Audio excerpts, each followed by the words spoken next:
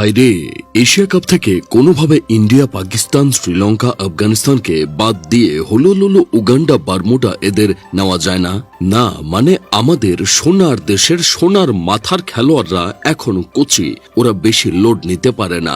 যেদিন শ্রীলঙ্কা, ইন্ডিয়া, পাকিস্তানকে বাদ দিয়ে এশিয়া কাপে হলো উগান্ডা, বারমুডাকে নেওয়া হবে, সেদিন হয়তো আমরা এশিয়া কাপ জেতার স্বপ্ন দেখতে পারি।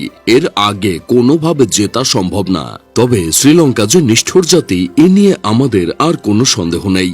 আমাদের কচি কচি টাইগার নামক বিলাই বাহিনীদের এমন কুত্তামার মেরে 32 বল হাতে রেখে 6 উইকেটে যে তারা জিতে যাবে, আমরা সেটা কোনোদিনও কল্পনা করিনি। আমাদের 14 গোষ্ঠীর ভাগ্য 60 বল হাতে রেখে 10 উইকেটে যে জিতে নাই। চিন্তা করেন ভাই অবস্থাটা। একটা টি20 ম্যাচে প্রথম 2 ওভারে 0 রান আর দুইটা উইকেট নাই। এই 2 ওভারেই তো বোঝা গেছে খেলা জয় বাংলা হয়ে গেছে। গতকাল খেলা দেখছিলাম আর আফসোস করছিলাম গ্যালারিতে বসে থাকা প্রবাসী বাংলাদেশিদের জন্য। নিজের কাজকর্ম ফেলে হাজার হাজার টাকা খরচ করে এই সান্ডা বাহিনীর খেলা দেখতে আসছিল। পাওয়ার প্লেতে বাংলাদেশ ব্যাটাররা যেন হাত করা পরে খেলতে নেমেছিল।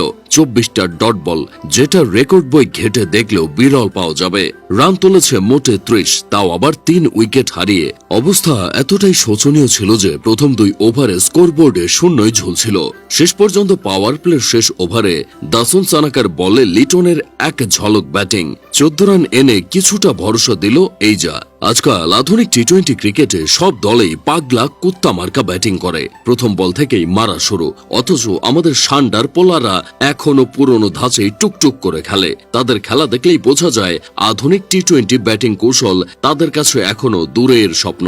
ইংল্যান্ডের ব্যাটাররা আগুন ঝরানো ব্যাটিং করে শো দেখালেও আমাদের সোনার দেশের টনক একটুও নড়েনি। এটাই আসল কষ্টের জায়গা।